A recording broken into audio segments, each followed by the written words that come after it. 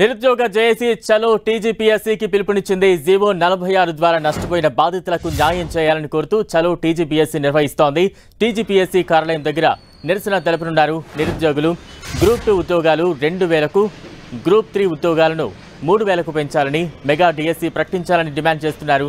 TGPSC కార్యాలయం దగ్గర భారీగా పోలీసులను మోహరించారు.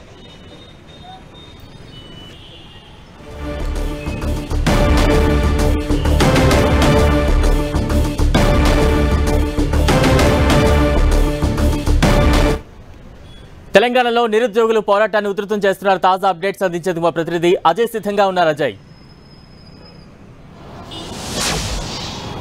మనం చూసుకోవచ్చు టీజీపీఎస్సీ కార్యాలయం వద్ద భారీగా పోలీసులు మోహరించారు. ఈరోజు నిరుద్యోగ జేఏసీ చలో టీజీపీఎస్సీ కార్యాలయానికి పిలుపునివ్వడంతో ఈ చర్యలను అయితే పోలీసులు చేపట్టినటువంటి పరిస్థితి మనం చూసుకోవచ్చు. అయితే నిరుద్యోగులు వారి యొక్క ప్రధాన డిమాండ్స్ను పెట్టుకొని ఈరోజు ప్రభుత్వం పైన ఒత్తిడి తెచ్చేందుకు తెలంగాణ పబ్లిక్ సర్వీస్ కమిషన్ను ముట్టడించేందుకు ప్రయత్నం చేస్తున్నారు.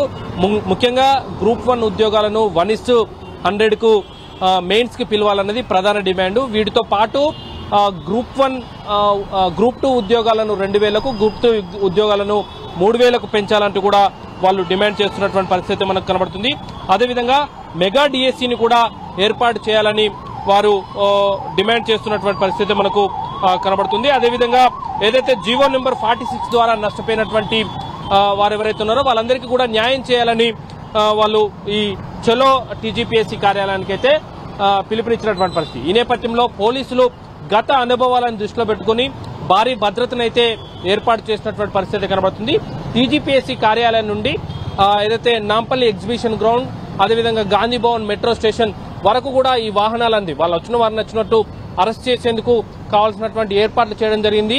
మరీ మాబ్ ఎక్కువ వస్తే కంట్రోల్ చేసేందుకు బారికేడ్లు, ఇనుప కంచెలు, అదేవిధంగా ఏదైతే వాటర్ కెనాన్స్ కూడా అందుబాటులో అయితే పెట్టుకోవడం జరిగింది. గత అనుభవాల దృష్ట్యా ఎలాంటి అవాంఛనీయ ఘటనలు జరగకుండా అయితే ముందస్తు చర్యలను చేపట్టినటువంటి పరిస్థితి మనకు కనబడుతుంది.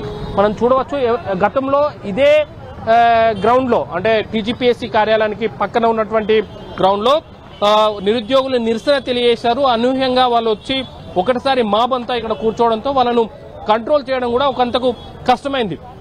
అలాంటి గ్రౌండ్ నే ఇప్పుడు పోలీసులు ఎంచుకున్నటువంటి పరిస్థితి. అక్కడనే మొత్తం వీళ్ళకి సంబంధించినటువంటి ఏర్పాట్లు, వాళ్ళు ఎక్కడెక్కడ పికెట్లు పెట్టాలి, ఈ టీజీపీఎస్సీ కార్యాలయానికి వచ్చేటువంటి రూట్లు ఏవైతే ఉన్నాయో ఆ పికెట్లను పెట్టే ముందుగానే ఏర్పాట్లు చేసుకున్నటువంటి పరిస్థితి మనకు కనబడుతుంది.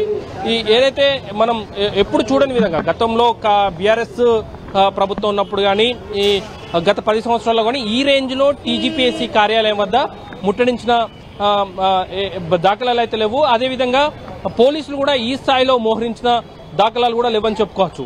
అత్యంత ఎక్కువ భద్రతను, అంటే క్విక్ రియాక్షన్ టీమ్స్ అయితేనేమి, అదేవిధంగా సిఆర్పీఎఫ్ పోలీసులను అయితేనేమి, సివిల్, అదేవిధంగా లాండ్ ఆర్డర్ పోలీసులు, వీళ్ళంతా కూడా మోహరించి భద్రతనైతే టీజీపీఎస్సీ కార్యాలయం వద్ద ఏర్పాటు చేసినటువంటి పరిస్థితి మనకు కనబడుతుంది. అయితే ఈరోజు గ్రూప్ 4కు సంబంధించినటువంటి సర్టిఫికేట్ వెరిఫికేషన్ కూడా ఉన్న నేపథ్యంలో ఆ విద్యార్థులు కూడా, ఆ నిరుద్యోగులు కూడా ఈరోజు వెరిఫికేషన్ కోసం వస్తుండడంతో వాళ్ళందరినీ కూడా ఫిల్టర్ చేసి పంపించాల్సి ఉంటుంది. ఎవరైతే గ్రూప్ 4 ఉద్యోగాలకు సంబంధించి సర్టిఫికేట్ వెరిఫికేషన్కి వస్తున్న వారిని గుర్తించి వారిని లోపలికి పంపించాల్సి ఉంటుంది. ఎవరైతే అదర్ దెన్ పర్సన్స్ ఉంటారో వాళ్ళందరినీ కూడా ముందుగానే అడ్డుకోవాల్సి ఉంటుంది. ఈ నేపథ్యంలో కొంత క్లిష్టతరమైనటువంటి పరిస్థితి అయినప్పుడు కూడా వారందరినీ అడ్డుకునేందుకు ఇక్కడ టీజీపీఎస్సీకి చలో ముట్టడి కార్యక్రమం ఏదైతే ఇచ్చిందో వాటిని భగ్నం చేసేందుకు పోలీసులు అయితే కావాల్సినటువంటి ఏర్పాట్లను అయితే ముందుగానే చేసుకున్నటువంటి పరిస్థితి కనబడుతుంది. అయితే నిరుద్యోగులు కూడా ఏమాత్రం తగ్గట్లేదు. అదే స్థాయిలో మేము టీజీపీఎస్సీ కార్యాలయానికి వస్తాం, తెలంగాణ పబ్లిక్ సర్వీస్ కమిషన్ కు మా రిప్రజెంటేషన్ ఇస్తాం, ఏదైతే మా డిమాండ్స్ ఉన్నాయో 1:100 గ్రూప్ 1కు మెయిన్స్ కు పిలవాలి, అదేవిధంగా గ్రూప్ 2 ఉద్యోగాలను 2000కు పెంచాలి, గ్రూప్ 3 ఉద్యోగాలను 3000కు పెంచాలి, అదేవిధంగా మెగా డిఎస్సీని వేయాలి, జీవో 46 ద్వారా చేయాల్సినటువంటి విద్యార్థులకు జరిగిందో ఆ అన్యాయాన్ని భర్తీ చేయాలంటూ కూడా వాళ్ళు డిమాండ్ చేస్తున్నటువంటి పరిస్థితి మనం చూడొచ్చు. Balram. Right, thank you Ajay.